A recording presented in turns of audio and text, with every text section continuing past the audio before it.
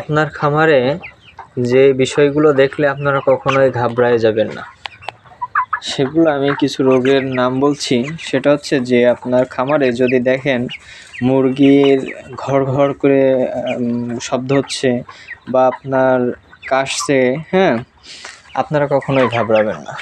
এটার সঠিক চিকিৎসা আছে। এটা আপনার মুরগি সুস্থ হয়ে যায়। হয়তো কয়েকদিন শোক খেয়ে থাকে মুরগি, বাড়তে চায় না, তাই অবশ্যই এইদিকে একটু লক্ষ্য রাখবেন যে মুরগি কখনো যেন ঠান্ডা না লাগে। আবার এটাও লক্ষ্য রাখবেন যে খামারে আবার যেন অতিরিক্ত তাপমাত্রা না হয়ে যায়। আবার এটাও লক্ষ্য রাখবেন যে আপনার লিটার কখন নষ্ট হয়ে যাচ্ছে, কখন পরিবর্তন করে দিতে হবে। লিটার কখনো যেন ঝাঁঝালো না হয়ে যায়, এইদিকেও আপনারা লক্ষ্য রাখবেন।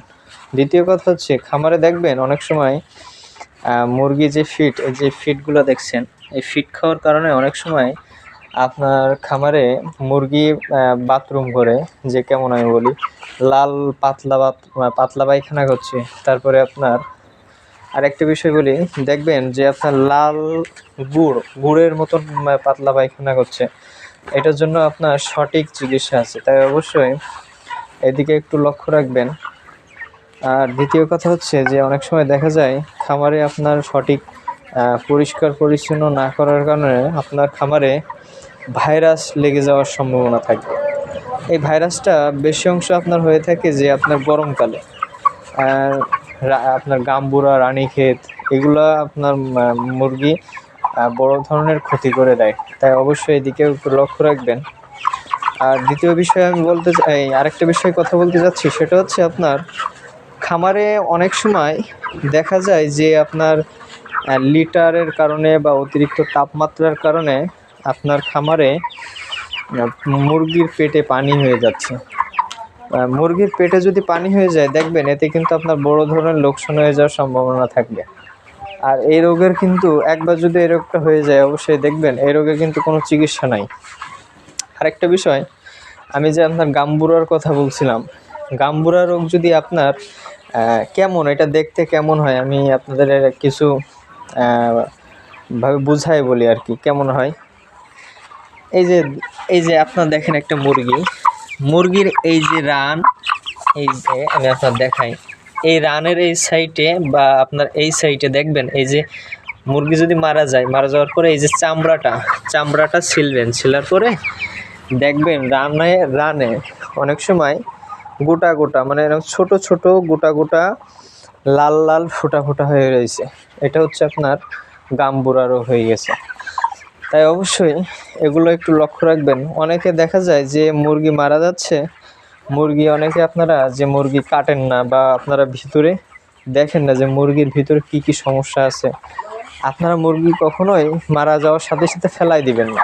মুরগিটা অবশ্যই কাটবেন, কাটার পরে দেখবেন যে ভিতরে ওর কী সমস্যার কারণে মুরগিটা মারা গেছে। আপনারা দেখলে বুঝতে পারবেন যে আসলে কী সমস্যাটা হয়েছে। আপনারা মুরগি চামড়া ঝরবেন যে ওর মাংসে কোনো ধরনের স্পট করে আছে কিনা, এইদিকে লক্ষ্য রাখবেন। আর দ্বিতীয় কথা হচ্ছে আপনারা কিডনিটা দেখবেন যে ঠিক আছে কিনা, তারপরে আপনার পেটে পানি হয়েছে কিনা, তারপরে আপনার যে ছোট কলিজাটা মাঝখানে চিরবেন, মানে যে কোনো ব্লেড ধারালো অস্ত্র দিয়ে আপনার ওইটা চিরার পরে দেখবেন যে ভিতরে কোনো ধরনের রক্ত জমাট আছে কিনা বা হাসা হয়ে গেছে কিনা আপনার কলিজাটা। এদিকে অবশ্যই লক্ষ্য রাখবেন। অনেক সময় দেখা যায় আপনার মুরগি কাটার পরে বোঝা যায় যে মুরগির ভিতরে কি সমস্যা দেখা দিচ্ছে। আপনারা আরেকটা বিষয় আপনাদের আমি বলতে চাচ্ছি, যেটা হচ্ছে যে মুরগি আপনারা যখন কাটার পরে মুরগির এই গলার এই সাইডে বা আরেকটা আছে আপনারা, আমি বলি, মুরগি যে থলে, যে খাবারের যে থলেটা আছে, মুরগির ওই থলেটা অনেক সময় কাটার পরে দেখবেন ওর ভিতরে যে খাবারটুকু আছে, খাবারের ভিতরে কোনো ধরনের মানে কিছু খাওয়ার কারণে সে মারা গেছে কিনা, ওইখান থেকেও আপনারা অনেক ধারণা পাবেন। এইসব ধরনের যদি ভিডিও আপনি আরও পেতে চান বা আমি এর থেকে আরও অনেক ভালো ভিডিও বা টিপস আপনাদের দেব, অবশ্যই আমার চ্যানেলটি সাবস্ক্রাইব করবেন, পাশে থাকবেন। ইনশাল্লাহ আরও ভালো নিত্য নতুন ভিডিও দেব। আপনারা যদি চ্যানেলটি সাবস্ক্রাইব করেন বা লাইক করেন, কমেন্ট করেন, আমরা আরও ভিডিও বানাতে উৎসাহিত হয়।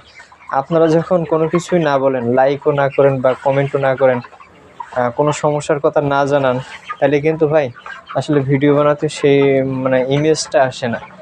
আসলে আমি দেখেন, আমি চেষ্টা করি যে আপনাদের অনেক ভালো ভালো ভিডিও দেওয়ার বা ভালো ভালো টিপস দেওয়ার। আমরা চাই যে আপনারা খামারিরা অনেক লাভবান হন বা আমাদের থেকে আপনারা দেখে কিছু শিখতে পারেন। হ্যাঁ, তাই অবশ্যই চ্যানেলটি সাবস্ক্রাইব করে কমেন্টে জানাই যাবেন যে কোন সমস্যা বা কোথা থেকে বলছেন। ধন্যবাদ সবাইকে।